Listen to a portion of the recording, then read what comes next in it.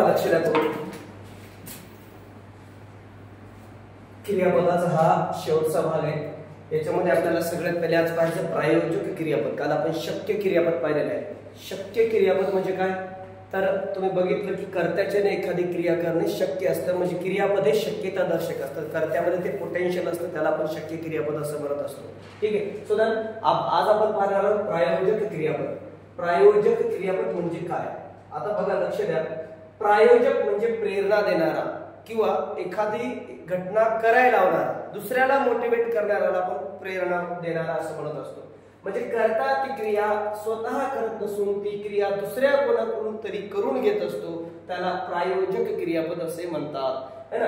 ज्या वाक्यात करता ती क्रिया स्वतः करत नाही ती वाक्य प्रायोजक क्रियापदाची असतात। करता ती क्रिया करायला दुसऱ्याला सांगतो, दुसऱ्याला भाग पाडतो। उदाहरणार्थ पहा, मदारी माकडाला नाचवितो, बरोबर आहे। मदारी माकडाला नाचवितो म्हणजे या वाक्यातला कर्ता कोण आहे, मदारी आहे, लक्षात आलं का। आणि प्रायोजक क्रियापदाचा कर्ता ओळखत असताना त्याला फक्त नाच हा धातू नाही लावत, त्याला नाचविणारा कोण काय म्हणतात, नाचविणारा कोण। पहा मग नाचविणारा कोण, मदारी, लक्षात आलं। म्हणजे मदारी नाचायला का नाही, मदारी कोणाला सांगायला, माकडाला। मदारी कोणाला नाचवायला, माकडाला। हसविणारा कोण, विदूषक, विदूषक कोणाला हसवायला, श्रोत्यांना। बसविणारी कोण, ताई, ताई बसविणारी कशाला बसवायली, देवीला, हे का नाही। चढविणारी कोण, आई, कोणाला डोंगर चढवायली, बाबाला। क्रिया कोण करायला, बाबा, क्रिया कुठं व्हायली, देवीवर। क्रिया कुठं होती, श्रोत्य करायला। क्रिया कोण करायला, माकड करायला। याला आपण प्रायोजक क्रियापद असं म्हणत असतो। ज्या वाक्यात करता ती क्रिया स्वतः करत नसून ती क्रिया करण्यास दुसऱ्या कोणास तरी भाग पडतो, अशी क्रियापदे ही प्रायोजक क्रियापदे असतात। आता त्याच्यानंतर आपण क्रियापदाच्या प्रकारामध्ये साधित क्रियापद पाहू। साधित क्रियापदामध्ये जी सिद्ध क्रियापदे नसतात त्याला साधित क्रियापदे असे म्हणतात। आपण याच्या डीप मध्ये बऱ्याच गोष्टी पाहिलेल्या आहेत। ठीक आहे। सो आता साधित क्रियामध्ये नाम साधित क्रियापद, नाम साधित, बरोबर आहे। म्हणजे नामापासून बनलेल्या क्रियापदाला नाम साधित क्रियापद असे म्हणतात। आता धातूपासून बनलेल्या क्रियापदांना धातू साधित असे म्हणतात। विशेषणापासून बनलेल्या क्रियापदांना विशेषण साधित असे म्हणतात। आणि अव्ययापासून बनलेल्या क्रियापदांना अव्यय साधित क्रियापद असे म्हणतात। आपण ह्या काही भाग याच्यामध्ये अभ्यासणार आहोत। सुद्धा गणेश ताईचे पुस्तक हाताळतो, गणेश ताईचे पुस्तक हाताळतो। हाताळतो हे जे क्रियापद आहे, हाताळतो हे जे क्रियापद आहे, हे हात कोणतं नाम आहे, हात या नामापासून बनला आहे। कोणत्या नामापासून बनलाय, हात। हात नामापासून हाताळतो क्रियापद बनलं, लक्षात आलं। आपल्याला नाम कळालं पाहिजे, बरोबर आहे। पण त्याच्या आठवणीने तिचे डोळे पाणावले, बरोबर आहे। आता आठवण आली म्हणून डोळ्यात पाणी आलं, पाणी आलं म्हणजे त्याचा अर्थ काय होतो, पाणी। नाम कोणतं याच्यात, पाणी, पाणी हे याच्यातलं मूळ नाव आहे आणि म्हणून पाणावले, लक्षात आलं। पाणी नामापासून पाणावले असं क्रियापद बनलं, म्हणून याला कोणतं क्रियापद म्हणायचं, नाम साधित क्रियापद। पहा, रमेश पायाने चेंडू किंवा रमेश चेंडू लाथाळतो, रमेश चेंडू लाथाळतो। लाथ या नामापासून लाथाळतो हे क्रियापद बनलं।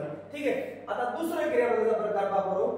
आता पहा, अव्यय साधित क्रियापद। अव्यय साधित म्हणजे काय, आता तुम्हाला माहिती मागे, पुढे, वर, खाली, जवळ, समोर, है की नाही, मध्ये काय म्हणू आपण त्याला, असंख्य प्रकारची जी ज्याच्यामध्ये काय होत नाही, विकार होत नाही, बदल होत नाही, अशांना आपण काय म्हणत असतो, अव्यय म्हणत असतो। आणि ती अव्यय कधी कधी क्रियापदाचं काम करत असतात। ती कशी करतात बघा, अव्ययापासून बनलेल्या क्रियापदांना आपण अव्यय साधित क्रियापद असं म्हणत असतो। पहा, गावाकडची माणसे बरीच पुढारली, या वाक्यातलं क्रियापद कोणते सांगा, पुढारली। पुढारली हे क्रियापद पुढे या अव्ययापासून बनलं।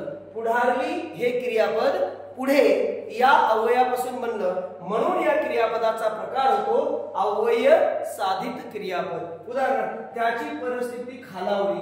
खालावली म्हणजे खाली, कोणती, खाली या क्रियापदापासून खालावली असं काय बनलं, क्रियापद बनलं। खाली या अव्ययापासून खालावली असं क्रियापद बनलं, म्हणून पुढारली, खालावली, है ना, ही काय आहेत, अव्यय साधित क्रियापदे आहेत।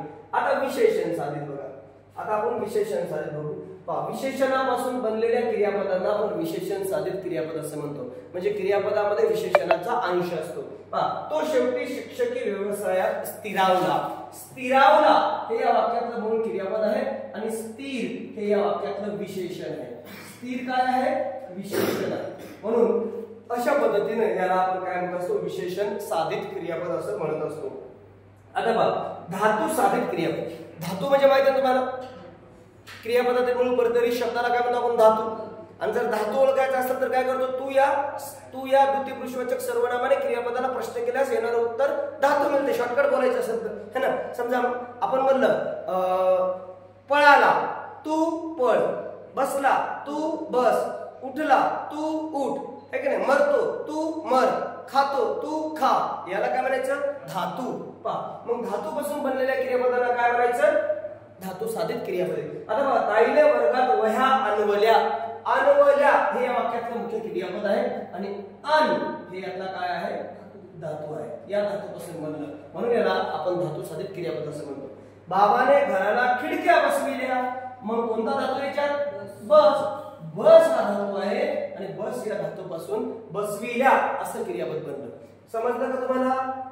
यास. चला ठीक आहे, कोई बात नाही. आता लिहिणं झालं असेल तर लिहून घ्या.